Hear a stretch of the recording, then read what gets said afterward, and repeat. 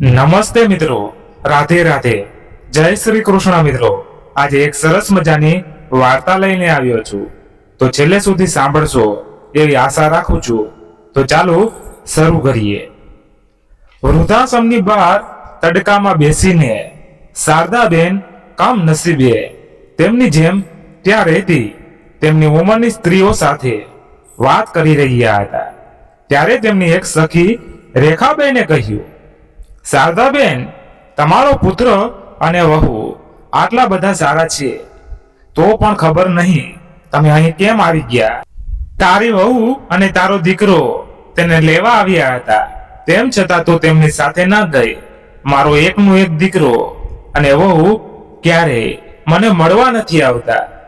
એટલે શારદાબેન કઈ બોલે તે પહેલા ત્યાં રહેતા રમેશભાઈએ કહ્યું, શારદાબેન, આજે ફરી તમારો પુત્ર અને વહુ તમને લેવા આવ્યા છે। પુત્ર અને પુત્ર વધુનું નામ સાંભળતા શારદાબેનના ચહેરા પર ગુસ્સો આવી ગયો અને તેઓ ત્યાંથી ઊભા થઈને તેમના રૂમમાં જતા રહ્યા। તેથી ત્યાં બધા બેઠેલા લોકો શારદાબેનને જોઈને આશ્ચર્યચકિત થઈ ગયા કે કેવી સ્ત્રી છે। તેમના પુત્ર અને પુત્ર વધુ તેમને મળવા આવ્યા છે અને તમને આ મળવાને બદલે મોં ફેરવીને તેમના રૂમમાં દોડી ગયા। ત્યારે તેમનો દીકરો અને વહુ પણ દોડી ગયા। વહુ પણ અંદર આવી ગયા હતા। તેઓ સીધા ત્યાંના મેનેજર પાસે ગયા તો મેનેજર તેમને શારદાબેન પાસે મળવા માટે લઈ ગયા। અંદર આવ્યા તો શારદાબેન પોતાના રૂમમાં બંધ કરીને બેઠા હતા। તો મેનેજર સાહેબે કહ્યું, માજી, દરવાજો ખોલો, તમારો દીકરો અને વહુ તમને મળવા આવ્યા છે। તો શારદાબેને ચોખ્ખે ચોખ્ખી તેમને મળવાની ના પાડી દીધી। મેનેજર સાહેબની ઘણી વિનંતીઓ પછી જ્યારે શારદાબેને દરવાજો ખોલ્યો ત્યારે તેમનો પુત્ર અને પુત્ર વધુ તેમની માતાને મળવા અંદર ગયા અને મેનેજર સાહેબ બહાર બેસી ગયા। તેઓ અંદર ગયા કે તરત જ તેમના પુત્ર આકાશે કહ્યું, માં, શું થયું? તમે અમારી સાથે કેમ નથી જવા માંગતા? હવે તમારો પુત્ર પણ આવી ગયો છે, તેને તમારી ખૂબ જ જરૂર છે। જો પુત્રને દાદીમાનો પ્રેમ અને સ્નેહ ન મળે તો તમે તેની સાથે અન્યાય કરી રહ્યા છો। શું તમને ખબર છે, જે ગામમાં આપણી જમીન હતી ત્યાં સુધી શહેરનો વિકાસ થયો છે, તેથી તે જમીનના ભાવ વધી ગયા છે। હવે એ જમીનની કિંમત કરોડોમાં પહોંચી ગઈ છે। દીકરા અને વહુની વાતો સાંભળીને શારદાબેન તેમની લાલચ સમજી ગયા કે તે લોકો તેમને કેમ લઈ જવા માંગે છે। તેમને દીકરા અને વહુ પર ગુસ્સો તો બહુ આવી રહ્યો હતો, પણ તેઓ ઝઘડવા માંગતા ન હતા, એટલે ચૂપ રહ્યા। રૂમનું વાતાવરણ સાવ શાંત થઈ ગયું। ત્યારે જ મેનેજર અંદર આવ્યો અને તેને શારદાબેનને પૂછ્યું, શું થયું માજી? આખરે તમે શું નિર્ણય લીધો? તો શારદાબેનની વહુ પ્રતિમાએ કહ્યું, ખબર નહીં સાહેબ, માને શું થયું છે। તેઓ કંઈ નથી બોલી રહ્યા। ના તો તેઓ હા પાડે છે અને ના તો ના પાડે છે। દીકરો અને વહુ બોલતા જઈ રહ્યા હતા, પરંતુ શારદાબેન કંઈ બોલ્યા નહીં અને ચૂપચાપ બેસી રહ્યા। પછી દીકરો અને વહુ ખીજાઈને ત્યાંથી ઊભા થઈને બહાર આવ્યા અને પોતાની કારમાં બેસીને ઘરે જતા રહ્યા। તેમના ગયા પછી પણ શારદાબેનના ચહેરા પર કોઈ ગુસ્સો કે નિરાશા ન હતી। એકદમ શાંત ચૂપચાપ બેસી રહ્યા હતા। પછી મેનેજર સાહેબ બોલ્યા, એક વાત કહું માજી, તમે ખૂબ નસીબદાર છો। દીકરો અને વહુ જે આટલા દિવસ સુધી વારવાર તમને ઘરે લઈ જવા માંગે છે અને તમે દર વખતે ના પાડો છો। નહીતર તમે વૃદ્ધાશ્રમમાં બીજા લોકોને જોશો, કોઈનો દીકરો અને વહુ તેમને મળવા નથી આવતા। તમારા પુત્ર અને વહુએ તમને છેલ્લા 3 મહિનાથી 3-4 વખત સમજાવવાની કોશિશ કરી છે તમને ઘરે લઈ જવાની, પણ તમે એવી જીદ પકડી રાખી છે ને કે આવો દીકરો અને વહુ નસીબવાળાને જ મળે છે। નહીં તો આશ્રમમાં રેખા માસીને જોઈ લો, તેઓ તેમના નાના પુત્રને કેટલું યાદ કરે છે, કેટલું રડે છે। તેમને યાદ કરીને અને દરરોજ ભગવાનને પ્રાર્થના કરે છે કે તેમનો પુત્ર અને પુત્રવધુ તેમને કોઈ પણ રીતે ઘરે રાખી લે. તેઓ તેમના ઘરે રહેવા માંગે છે અને એક તમે જ છો જે દીકરા અને વહુની સમજાવટ પછી પણ ઘરે જવા તૈયાર નથી. ત્યારે જ શારદાબેન ખુરશી પરથી ઊભા થયા અને મેનેજર સાહેબને કહ્યું, મેનેજર સાહેબ, હવે મારું ઘર આ વૃદ્ધાશ્રમ જ છે. હું બીજા કોઈ ઘરે નહીં જાઉં. હું મારા અંતિમ શ્વાસ સુધી વૃદ્ધાશ્રમમાં જ રહીશ. જો તમને આ વૃદ્ધાશ્રમમાં રહેવું ન ગમતું હોય તો હું બીજા વૃદ્ધાશ્રમમાં જતી રહીશ, પણ દીકરા અને વહુ જોડે પાછી એ ઘરમાં ક્યારેય નહીં જવું. ના માજી, મારો મતલબ એવો ન હતો કે તમે આ વૃદ્ધાશ્રમ છોડી દો. મારું વૃદ્ધાશ્રમ ફક્ત તમારા જેવા વૃદ્ધો માટે જ બનેલું છે જેમની હું સેવા કરવા માંગુ છું. હું તો તમારા દીકરા અને વહુનો સારો સ્વભાવ જોઈને તમને કહેતો હતો. બાકી તમારી મરજી છે. હું તમને ઘરે જવા માટે કોઈ દબાણ નથી કરી રહ્યો. જો તમને મારી વાત ખરાબ લાગી હોય તો મને માફ કરજો. મેનેજર સાહેબે હાથ જોડીને કહ્યું. તો શારદાબેને કહ્યું, ના, આમાં ખોટું લાગવા જેવી કોઈ વાત નથી. તું મને એ જ કહી રહ્યો છે જે તું તારી આંખોથી જોઈ રહ્યો છે. સત્ય કોઈ જાણતું નથી. માજી, તમે શું કહેવા માંગો છો? મેનેજર સાહેબે પૂછ્યું. ત્યારે શારદાબેને કહ્યું, નહીં બેટા, હું એમ જ કહેતી હતી. આટલું કહીને શારદાબેન ઊભા થઈ ગયા અને ત્યાંથી ચાલ્યા ગયા. સમય પોતાની ગતિએ ચાલતો રહ્યો. થોડા દિવસો પછી શારદાબેનનો દીકરો અને વહુ ફરીથી વૃદ્ધાશ્રમમાં આવી ગયા અને મેનેજર સાહેબને તેમની મા જોડે મળવા માટે કહ્યું. ત્યારે મેનેજર સાહેબે જોયું કે તેમની વહુના હાથમાં એક મોટું બોક્સ હતું. ત્યારે મેનેજર સાહેબે તેમને પૂછ્યું કે આ બોક્સમાં શું છે? ત્યારે શારદાબેનની વહુ પ્રતિમાએ કહ્યું, અરે મેનેજર સાહેબ, આજે મારો અને મારી સાસુનો જન્મદિવસ છે, તેથી હું તેમના માટે કેક લાવી છું. તેઓ અમારી સાથે ઘરે આવતા તૈયાર નથી, એટલે મેં વિચાર્યું હું પોતે વૃદ્ધાશ્રમ આવીને કેક કાપીને તેમની જોડે જન્મદિવસ ઉજવી લઈશ. તો મેનેજર સાહેબે કહ્યું, હું એકવાર માજીને પૂછી લઉં અને પછી તમને કહું. આ વખતે તેમનો પુત્ર આકાશ અને પ્રતિમા તેમના 6 મહિનાના પુત્રને પણ સાથે લઈને આવ્યા હતા. મેનેજર સાહેબ શારદાબેનના રૂમમાં ગયા અને કહ્યું, માજી, તમારો દીકરો અને વહુ અહીંયા તમારો જન્મદિવસ ઉજવવા આવ્યા છે. ત્યારે શારદાબેને તેમના પુત્ર અને પુત્રવધૂને મળવાની સ્પષ્ટ ના પાડી દીધી અને છેલ્લી વખતની જેમ તેઓ તેમના રૂમનો દરવાજો બંધ કરીને બેસી ગયા. પરંતુ અહીં તેમની પુત્રવધુ પ્રતિમા શારદાબેનને મળવા માટે જીદ કરી રહી હતી. ભલે ગમે તે થાય, પરંતુ મારી સાસુ સાથે જન્મદિવસની ઉજવણી કરી અને કેક કાપીને જ ઘરે જઈશ. હવે વૃદ્ધાશ્રમમાં રહેતા અન્ય વડીલોને પણ લાગવા માંડ્યું હતું કે શારદાબેનના પુત્ર અને પુત્રવધુ ખરેખર ખૂબ સારા છે, પરંતુ શારદાબેનની અંદર સહેજ પણ દયા નથી. તેઓ એક પથ્થર દિલના છે. જ્યારે દીકરો અને વહુ આટલું આજીજી કરે છે તો તમને પોતાના ઘરે જતું રહેવું જોઈએ. કેમ નકામું જીદ પકડીને બેસી રહ્યા છે?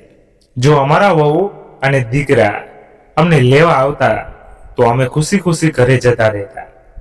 ત્યારે તેમાંથી એક જણે કહ્યું, એવી પણ કોઈ માં હોય જે પોતાના દીકરા અને વહુને વારવાર અહીં આવવા પર મજબૂર કરે? તો બીજાએ કહ્યું, દીકરા અને વહુને તો તું છોડો, એ તો તેમના નાના પુત્રને પણ જોવા નથી માંગતા. ખબર નહીં કેવી દાદીમાં છે જે પોતાના પરિવારથી દૂર ભાગી રહ્યા છે.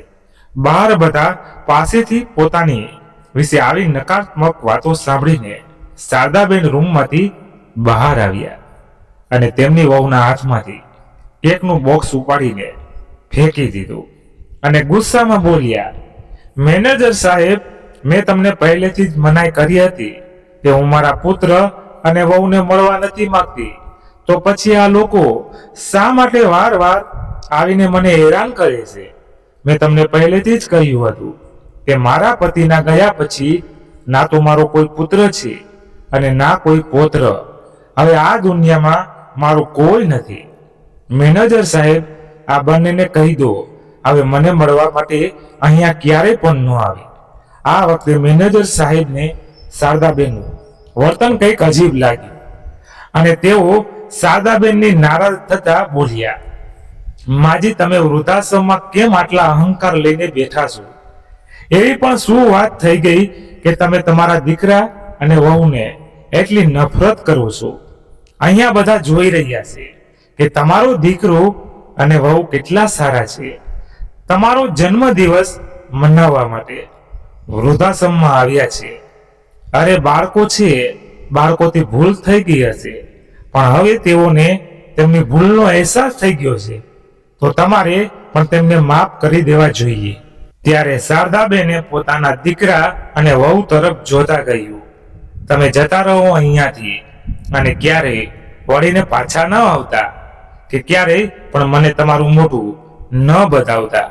શારદાબેનનો ગુસ્સો જોઈને તેમના પુત્ર અને પુત્રવધૂને લાગ્યું કે કદાચ તેમની માતા તેમની પોલ ના ખોલી દે, તેથી તેઓ ઉદાસ ચહેરે ત્યાંથી ચાલ્યા ગયા. પણ પરંતુ આજે શારદાબેન ચૂપ ના બેઠા, કારણ કે તેમના પુત્ર અને પુત્રવધુ તેમને વારવાર વૃદ્ધાશ્રમમાં આવીને હેરાન કરતા હતા. છેલ્લા 3 વર્ષથી તેમને કેવી રીતે પોતાની જાતને સંભાળી છે, કેવી રીતે તેમને તેમના પતિનું ઘર છોડીને વૃદ્ધાશ્રમમાં એડજસ્ટ થયા છે, તેમના કરતા વધુ સારી રીતે કોઈ જાણતું નથી. જ્યારે તેઓ વૃદ્ધાશ્રમ આવ્યા હતા ત્યારે 6 મહિના કેવી રીતે રડી રડીને હેરાન થયા હતા એ તો તેઓ જ જાણે છે. કેટલા તૂટેલા મન સાથે તેઓ વૃદ્ધાશ્રમમાં આવ્યા હતા. દીકરા અને વહુએ શારદાબેનનું અપમાન કરવામાં કોઈ કસર છોડી ન હતી. તેના અગાઉની વાતો યાદ કરીને તેમની આંખોમાં આંસુ આવી ગયા હતા. ત્યારે મેનેજરે કહ્યું, માજી, છેલ્લા 3 વર્ષથી મેં તમારી આંખમાં એક પણ વાર આંસુ જોયા નથી, પણ આજે તમારી આંખમાં આંસુ કેમ છે? એવું શું થયું હતું કે તમે વહુ અને દીકરા જોડે પણ નથી જવા માંગતા અને અમને પણ નથી કહેવા માંગતા? કોઈ વાત તો જરૂર છે જે તમે તમારા હૃદયમાં છુપાવીને બેઠા છો. એવું લાગે છે કે કોઈ દુઃખનો સાગર છે જે અમે બધા આજ સુધી જોઈ નથી શક્યા. આજુબાજુ ઉભેલા લોકો પણ કહેવા લાગ્યા, આ શારદાબેન, એવું શું થયું હતું જેના કારણે તમે તમારા પુત્ર અને પુત્રવધુ સાથે જવા માંગતા નથી? કંઈક એવું થયું હશે જેના કારણે તમે આટલા કઠોળ બની ગયા. શારદાબેને હવે બધું સ્પષ્ટપણે કહેવા માંગતા હતા, કારણ કે તેમને તેમના પુત્ર અને પુત્રવધુની વારવાર મુલાકાત ગમતી ન હતી. જ્યારે પણ દીકરા અને વહુનું મોઢું જોતા તો તેમને બહુ ગુસ્સો આવતો. તેમણે મેનેજર સાહેબને કહ્યું, દીકરા, તમે જેને આટલું સરસ કહી રહ્યા છો તેની વાસ્તવિકતા નથી જાણતા. તે બંને મારા માટે કંઈક લઈને આવ્યા હતા. વર્ષો પહેલા એ જ પુત્રવધુએ મારા ચહેરા પર કેક ફેંકીને મારી હતી. મારા માટે શ્વાસ લેવાનું મુશ્કેલ થઈ ગયું. પોતાના જ ઘરમાં ઘૂંટી ઘૂંટીને જીવતી હતી. મારા લગ્નને 5 વર્ષ પછી આકાશનો જન્મ થયો હતો. તેના જન્મતા જ અમે બંને પતિ પત્ની ખુશીથી ઝૂમી ઉઠ્યા હતા. મારા પતિ લોકોના ખેતરમાં મંજૂરી કરતા હતા. અમે બંને ખૂબ જ મુશ્કેલીથી પૈસા ભેગા કર્યા અને અમારા પુત્રને શિક્ષણ આપ્યું, કારણ કે અમે બંને પતિ પત્ની સારી રીતે જાણતા હતા કે પૈસાના અભાવે જીવન કેટલું મુશ્કેલ હોય છે. તેથી જ અમે અમારા પુત્રને સારી નોકરી મેળવવા માટે સમક્ષ બનાવવા માંગતા હતા, જેથી તેની સારી નોકરી મળી જાય. એક રૂપિયો બચાવીને અમે અમારા દીકરાને ભણાવ્યો. જ્યારે આકાશ ભણવા શહેરમાં ગયો ત્યારે તેને પૈસાની તંગી પડી ગઈ, એટલે હું પણ લોકોના ઘરમાં જઈને છોડું પોતું અને વાસણ કરવા લાગી. ત્યારે જઈને મારા દીકરાનું ભણવાનું પૂરું થયું. એક દિવસ ભગવાનની કૃપાથી મારા દીકરાને નોકરી મળી ગઈ. પછી મારા દીકરાના લગ્ન માટે ઘણા સારા પ્રસ્તાવ આવવા લાગ્યા. પણ દીકરાને પ્રતિમા બહુ જ પસંદ હતી, એટલે અમે તેને પસંદગીની અમારી પસંદગી તરીકે સ્વીકારી અને તેના લગ્ન પ્રતિમા સાથે કરાવી દીધા. અમે બંને પતિ પત્નીએ જીવન પર ઘણું કામ કર્યું હતું. વૃદ્ધાવસ્થા મારા પતિને ઘૂંટણમાં બહુ દુખાવો થવા લાગ્યો હતો, જેના કારણે તેમણે લોકોને ત્યાં મજૂરી કરવાનું છોડી દીધું હતું. તેમની તબિયતને જોતા મેં મારા પતિને કહ્યું કે હવે આપણા પુત્રને નોકરી મળી ગઈ છે અને ઘરમાં એટલા પૈસા છે કે ભગવાનની કૃપાથી આપણે સારી રીતે જીવીશું, અને તમારી પાસે પણ થોડા પૈસા છે જેનાથી આપણે આપણું જૂનું ઘર નવું બનાવી દઈશું. થોડા પૈસાની મદદ તો દીકરો પણ કરી જ દેશે. પરંતુ દીકરા અને વહુને આ વાત ન ગમી. દીકરા અને વહુએ ઘર બનાવવા માટે તો ના પાડી દીધી, પરંતુ પિતાની મંજૂરી ના જવાના કારણે તે બંને ગુસ્સે થઈ ગયા અને કહ્યું, પિતાજી તમે મંજૂરી કરતા કેમ નથી જતા? હજી તમારે મજૂરી કરવી જોઈએ. હજી તો તમારી ઉંમર જ કેટલી થઈ છે. જો અત્યારથી તમે ઘરે હાથ પર હાથ રાખીને બેસી જશો તો ઘરમાં આટલા બધા ખર્ચાઓ કેવી રીતે ચાલશે? તો ફરીથી વહુએ કહ્યું, હા માં, મારા પતિ એકલા કમાતા વ્યક્તિ છે અને તમે જેમ જેમ વૃદ્ધાવસ્થા તરફ આગળ વધશો તેમ તેમ દવાનો ખર્ચ પણ ઓછા નથી હોતા. તેથી ઓછામાં ઓછું એટલું તમારા માટે કમાતા રહો, જેથી કરીને તમે દવાઓનો ખર્ચ ઉઠાવી શકો. આ સાંભળીને શારદાબેન ગુસ્સે થઈ ગયા. મેં પુત્રને કહ્યું, આ તું કેવી વાત કરે છે? તારા પિતા ઘૂંટણના દુખાવાના કારણે બરાબર ચાલી શકતા નથી અને તું મજૂરી કરવા જવાની વાત કરે છે. હવે એમની ઉંમર મજૂરી કરવાની નહીં, બેસીને ખાવાની ઉંમર છે. મારી વાત સાંભળીને દીકરો ઓફિસ જવા નીકળી ગયો, પરંતુ વહુ રસોડામાં બહુ વાર સુધી બબડતી રહી. પુત્રની વાત સાંભળીને મારા પતિએ કહ્યું, શારદા, આપણે એક કામ કરીએ, આપણા ગામડે પાછા જઈએ. ગામમાં એક ફૂટેલું ઘર છે અને 3 વીઘા જમીન પણ છે જે અમારા પૂર્વજોની છે, એટલે હું તારા નામે કરી દઉં છું. જો કાલે હું દુનિયામાં ના રહું અને તને પૈસાની જરૂર હોય તો તારી દવાઓનો ખર્ચ તે જમીન વેચીને ઉઠાવી શકે. આ તમે કેવી વાત કરો છો? શુભ શુભ બોલો. જો તમે અહીંયા જ નહીં રહો તો હું અહીંયા એકલી શું કરીશ? શારદાબેને તેમને ઠપકો આપતા કહ્યું, પણ તેમના પતિ ના માન્યા. કેમ કે આજે જે કંઈ પણ થયું હતું તે જોઈને તેઓ આગળની પરિસ્થિતિઓ સારી રીતે સમજી ગયા હતા કે આગળ તેમની સાથે શું થશે. આથી બંને પતિ પત્ની કોઈ કામના બહાને કામમાં ગયા અને તે જમીન શારદાબેનના નામે ટ્રાન્સફર કરી દીધી. આ બાજુ દીકરા અને વહુને આ વાતનો ખ્યાલ ન હતો. ઉલટું તેઓ તો ખુશ થઈ રહ્યા હતા કે વૃદ્ધ માતા પિતા 10 દિવસ માટે ગામમાં ગયા છે. પણ ગામડેથી પાછા આવ્યાના થોડાક જ દિવસ પછી મારા પતિને છાતીમાં દુખાવો થયો અને તેઓ મને આ દુનિયામાં એકલી છોડીને ચાલ્યા ગયા.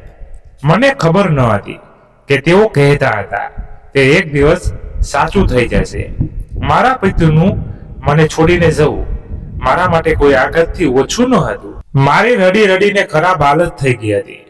હું મારા પતિના વિદાયના આઘાતમાંથી હજી બહાર નીકળી જ ન હતી કે મને મારા પુત્ર અને પુત્ર વધુનું એક અલગ જ રૂપ જોવા મળ્યું. મારા પતિને ગયાને 1 મહિનો પણ થયો ન હતો કે એક દિવસ મારો પુત્ર મારા રૂમમાં આવ્યો અને મને બૂમ પાડી અને કહ્યું, માં, તમે આખો દિવસ રૂમમાં બેસી રહો છો.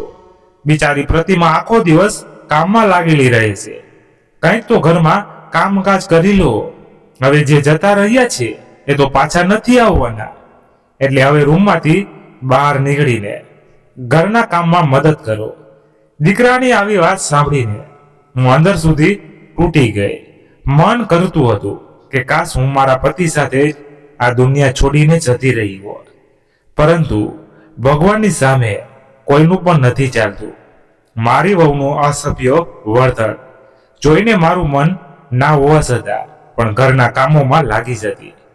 મારો પુત્ર અને વહુને મારું દુઃખ અને દર્દ સાથે કોઈ લેવા દેવા ન હતું. તેઓ માત્ર તેમની પોતાની દુનિયામાં તલ્લીન હતા.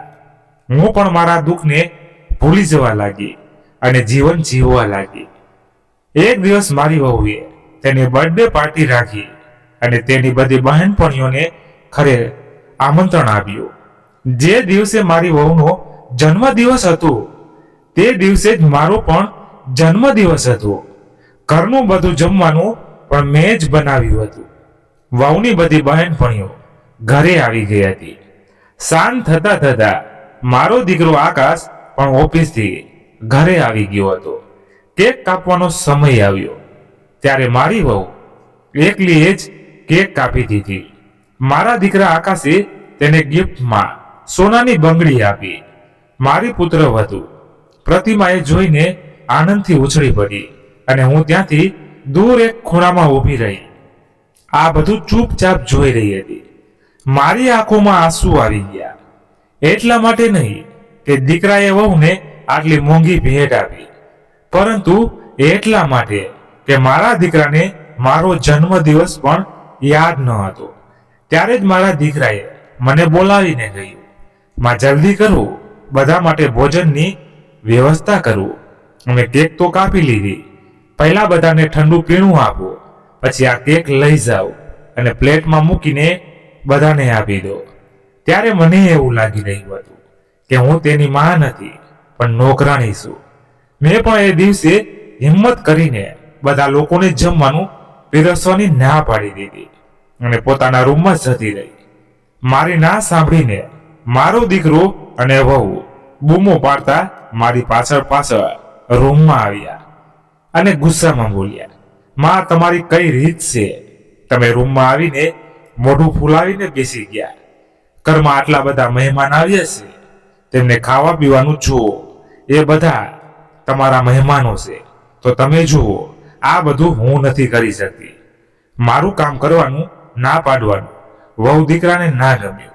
ત્યારે દીકરાએ ગુસ્સામાં કહ્યું, માં તમે નકામી વાત કેમ કરો છો? એવું શું થઈ ગયું તમને? આજે મારો પણ જન્મદિવસ હતો, હું આટલું જ બોલી શકી. ત્યારે જ વહુએ બૂમ પાડીને કહ્યું, ઓહો, આજે આ વૃદ્ધનો પણ જન્મદિવસ હતો અને તેની કેક ના કાપી એટલે તે ચીડાઈ ગઈ. તે કોઈ વાંધો નહીં, હું કેક રૂમમાં લઈને આવું છું અને અહીંયા જ તારી કેક કટ કરી દઈએ છીએ. ના વહુ, મારે કેક નથી કાપવી અને ના પહેલા મેં ક્યારેય પણ મારા જન્મદિવસ પર કેક કાપી છે, મેં કહ્યું. ત્યારે જ મારી વહુએ કાપેલી કેક મારી જોડે લઈને આવી ગઈ અને તેને મારું આખું મોઢું કેકથી ભરી દીધું. વહુ શું કરે છે? તે મારા નાકમાં કેક ભરી દીધી અને શ્વાસ પણ નથી આવતો. કેમ માં, તમને કેક કાપવાનો અને જન્મદિવસ ઉજવવાનો બહુ શોખ હતો ને? તો હવે કાપો કેક અને લગાવો તમારા ચહેરા પર. આજકાલના બાળકો આ રીતે તેમના જન્મદિવસની ઉજવણી કરે છે અને કેક કાપીને મોઢા પર લગાવે છે. એ જ તો કરી રહી છું.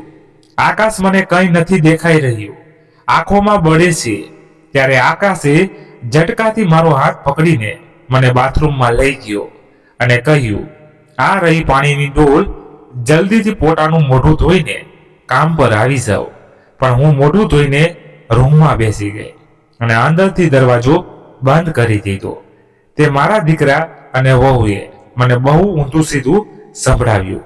સવાર સુધીમાં બંને મને વૃદ્ધાશ્રમમાં મોકલવાની તૈયારી કરી રહ્યા હતા. ત્યારે મારો દીકરો મારી પાસે આવ્યો અને બોલ્યો, ચાલો માં, જો તમે અહીંયા કોઈ કામ નહીં કરો તો મારા ઘરમાં તમારા માટે કોઈ જગ્યા નથી. દીકરા અને વહુની આ વાત સાંભળીને સાદાબેને પોતાના મનને સમજાવી લીધું કે ભલે વૃદ્ધાશ્રમમાં રહેવું મંજૂર છે, પરંતુ દીકરા અને વહુની નોકરાણી નહીં બનવું. આ વિચારીને શારદાબેને વૃદ્ધાશ્રમમાં રહેવું સ્વીકારી લીધું અને તેમના દીકરા અને વહુ તેમને વૃદ્ધાશ્રમમાં મૂકીને આવતા રહ્યા. શારદાબેનના ગયાને 1.5 વર્ષ થયું હતું કે આકાશ ઉપર ગામડેથી કોઈકનો ફોન આવ્યો. ગામડે જે જમીન તમારી છે, હવે ત્યાં સુધી શહેરનો વિકાસ થઈ ગયો છે અને તમારી જમીન મેઇન રોડ પર છે. તેની કિંમત કરોડોમાં પહોંચી ગઈ છે, જે સાંભળીને આકાશ અને તેની પત્ની પ્રતિમા આનંદથી ઉછળી પડ્યા અને જમીન વેચવાનો નિર્ણય કર્યો. બીજે દિવસે ગામ પહોંચી ગયા, પણ જ્યારે કોર્ટમાં પહોંચ્યા ત્યારે જાણવા મળ્યું કે એ જમીન તો તેમના પિતાએ તેમના મૃત્યુ પહેલા તેમની માતાના નામે કરી દીધી છે. જે સાંભળીને દીકરા અને વહુના પગ નીચેથી જમીન સરકી ગઈ. તેઓ આશ્ચર્યથી એકબીજાને જોવા લાગ્યા કે હવે શું થશે. દીકરો અને વહુ નાનું મોઢું લઈને પોતાના ઘરે પાછા પરત ફર્યા અને યુક્તિઓ રમવા લાગ્યા કે તે વૃદ્ધને કેવી રીતે પાછી લાવવી. પછી આકાશના મનમાં એક વિચાર આવ્યો. તેણે કહ્યું કે થોડા દિવસોમાં આપણું બાળક આ દુનિયામાં આવવાનું છે. તેના બહાને આપણે તે વૃદ્ધને અહીં લાવીશું. પોતાના પુત્ર કે પુત્રીની ખુશખબરી સાંભળીને તે વૃદ્ધ આવવાની ના નહીં પાડે. આ વિચારીને દીકરો અને વહુ આગળનું પ્લાનિંગ કરવા લાગ્યા. થોડા સમય બાદ આકાશને એક દીકરો થયો. હવે તો તેમને માને વૃદ્ધાશ્રમથી લાવવાનું એક બહાનું પણ મળી ગયું હતું. પોતાના નામે વૃદ્ધાશ્રમમાં જઈને શારદાબેનને વારવાર ઇમોશનલ બ્લેકમેલ કરવાનું શરૂ કર્યું. શારદાબેન પણ આ વાત સારી રીતે સમજી રહ્યા હતા, કારણ કે પહેલી જ મુલાકાતમાં તેમની વહુએ તેમને શહેરના વિકાસની વાત કહી હતી. તેમને બધી ખબર પડી ગઈ હતી કે દીકરો અને વહુ તેમને ઘરે કેમ લઈ જવા માંગે છે. તેમને તેમના પુત્રની સંભાળ રાખવા માટે મફતમાં આયા પણ મળી જશે. આ જ કારણ છે, મેનેજર સાહેબ, હું મારા પુત્ર અને પુત્ર વહુ પાસે જવા માંગતી નથી. તમે લોકો માનો છો કે મારો દીકરો અને વહુ મને ખૂબ માન આપે છે, એટલા માટે તેઓ મને ઘર લઈ જવા માંગે છે. પણ એવું કાંઈ નથી. તેઓ માત્ર મને તેમના પુત્રની આયા બનાવીને શહેરના વિકાસ માટે ગામડામાં આવેલી જમીન વહેંચીને પૈસા પડાવી લેવા માંગે છે. તેમનું આ કામ થઈ જશે એટલે તરત જ તેઓ મને ફરીથી દૂધમાંથી માખી કાઢીને ફેંકી દે, એવી રીતે મને અપમાનિત કરીને કાઢી મૂકશે. અને હું વારવાર અપમાનિત નથી થવા માંગતી. હવે મારું આ વૃદ્ધાશ્રમમાં મન લાગી ગયું છે. હું મારા છેલ્લા શ્વાસ સુધી અહીં જ રહીશ. શારદાબેનની વાતો સાંભળીને મેનેજર સાહેબની આંખોમાં પણ આંસુ આવી ગયા. ત્યાં બેઠેલા તમામ લોકો ભાવુક થઈ ગયા અને માફ કરી દેજો શારદાબેન, અમે તમને ખોટા સમજ્યા, પણ આજ પછી તમને કોઈ કશું નહીં કહે. તમે અહીંયા આરામથી રહો. બધા લોકોએ શારદાબેનની માફી માંગતા કહ્યું. ત્યારે શારદાબેને કહ્યું કે તમારા બધાનો કોઈ વાંક નથી. તમે તમારી આંખોથી જે જોયું તે જ કહ્યું, પણ સત્ય તો બીજું જ કંઈક હતું. આ રીતે વધુ 2 મહિના પસાર થઈ ગયા. પછી એક દિવસ શારદાબેનનો દીકરો અને વહુ તેમને લેવા માટે ફરીથી આવ્યા, કારણ કે તેઓ જમીનના લોભી હતા. પરંતુ આ વખતે મેનેજર પર તેમના આવવાની રાહ જોઈ રહ્યા હતા. તે બંનેને જોતા જ મેનેજરે પોલીસને ફોન કરી દીધો. એટલામાં જ આકાશ અને પ્રતિમા મેનેજર સાહેબ પાસે આવ્યા અને કહ્યું, સાહેબ, મારી માં ક્યાં છે? આજે કોઈ પણ સંજોગોમાં અમે તેમને ઘરે લઈ જઈશું. આજે મેનેજર સાહેબ આકાશ અને પ્રતિમાના અસલી રૂપને જોઈ શકતા હતા કે તેઓ જમીનના લોભમાં હવે ભલાઈનો મુખોટો ઉતારીને જબરદસ્તી પર ઉતરી આવ્યા હતા. ત્યારે જ શારદાબેન તેમને તેમના રૂમમાં જતા દેખાયા તો જલ્દીથી દોડીને આકાશ તેમની જોડે ગયો અને જબરદસ્તી તેમનો હાથ પકડીને કાર જોડે લઈ ગયો અને બોલ્યો, ચાલમાં, હું તને 10 વખત સમજાવવા આવ્યો છું, પણ તું ના માની. આજે હું તને જબરદસ્તી લઈ જઈશ. ત્યારે પોલીસને સામે જોઈને આકાશ અને પ્રતિમા તનબંધ થઈ ગયા. ત્યારે પાછળથી મેનેજરે કહ્યું, ઇન્સ્પેક્ટર સાહેબ, મેં જ તમને ફોન કર્યો હતો, બંનેને પકડી લો. સાહેબ જબરદસ્તી એક વૃદ્ધ મહિલાને હેરાન કરી રહ્યા છે. તેની મરજી વિરુદ્ધ જબરદસ્તીથી લઈ જવાની કોશિશ કરી રહ્યા છે. એક પણ ક્ષણનો વિલંબ કર્યા વગર પોલીસે બંનેની ધરપકડ કરી. તો આકાશે બૂમ પાડીને કહ્યું કે માં, તું બરાબર નથી કરી રહી. કરોડોની જમીન લઈને ક્યાં જઈશ? ગમે તેમ તારા પગ અત્યારે કબરમાં લટકી રહ્યા છે. આજે નહીં તો કાલે તે જમીન મારી હશે. તો હું જોઉં છું કે મને કોણ રોકે છે. જમીન લેતા દીકરા, જમીન લેવાનો તારો ઈરાદો મને પહેલેથી જ ખબર હતી. એટલે જ હું એ જમીન વહેંચવા કાલે ગામડે જઈ રહી છું. બધા પૈસા આ વૃદ્ધાશ્રમમાં રોકીશ, કારણ કે આ દુનિયામાં તારા જેવા ઘણા નાલાયક પુત્રો છે, જેઓ પોતાના માતા પિતાને બેઘર કરી દે છે. તેમના માટે હું આ વૃદ્ધાશ્રમમાં વધુ રૂમ બનાવીશ. જે પૈસા મળશે તે આખા વૃદ્ધાશ્રમમાં લગાવીશ, પણ એક પણ પૈસો તમને લોકોને નહીં આપું. ના માં, તમે આવું ના કરી શકો, દીકરો અને વહુએ બૂમ પાડીને કહ્યું. ત્યારે શારદાબેને તેમની વાત ન સાંભળી ને ઇન્સ્પેક્ટર સાહેબને દીકરા અને વહુને પોતાની નજરથી દૂર લઈ જવા કહ્યું. ઇન્સ્પેક્ટર સાહેબ તેમને લઈ ગયા. બીજા દિવસે શારદાબેને પોતાના ગામની જમીન વહેંચી દીધી અને વૃદ્ધાશ્રમમાં વધુ રૂપ બનાવવા માટે પૈસા આપ્યા ને સુખ સુવિધાઓની ભરપૂર નવું વૃદ્ધાશ્રમ બનાવ્યું. અને તેઓ પોતે પણ શાંતિથી વૃદ્ધાશ્રમમાં રહેવા લાગ્યા. તો તમને મિત્રો વાર્તા કેવી લાગી? તમારો અભિપ્રાય જરૂરથી કોમેન્ટમાં કહેજો, અને પસંદ આવી હોય તો લાઈક કરી દેજો, અને હા, શેર પણ કરી દેજો. એટલે મિત્રો અમને પણ એક નવી વાર્તા લખવામાં ઉત્સાહ મળે. અને આપણી આ ચેનલમાં પહેલી વાર આવ્યા છો તો ચેનલને સબસ્ક્રાઇબ કરી લેજો. ધન્યવાદ. ફરી મળીએ નવી વાર્તા સાથે. ત્યાં સુધી તમારા પરિવાર સાથે ખુશખુશાલ રહો. જય હિન્દ, જય ભારત.